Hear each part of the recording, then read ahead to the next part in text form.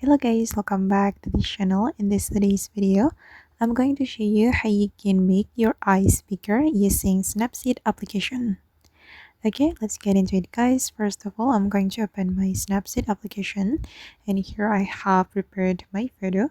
For example, I'm going to make this girl's eyes bigger, and if we want to do that, we can use the tool in Snapseed. Go to the tools option, and then you have to select the head pose tool or head pose feature. Tap on it and you can click on this icon. Then you have to choose the pupil size. Okay, and then you can increase the pupil size to make your eyes bigger. You can go right like this to increase the pupil size. You can increase it up to 100. Okay, and then once you're satisfied with the result, you can click on this check mark, and this is the final result guys.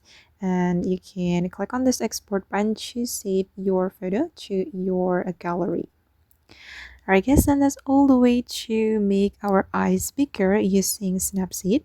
I hope this video will be useful for you. Thank you so much for watching, and if you found this tutorial useful, don't forget to like, comment, share, and also subscribe to this channel. See you in the next video.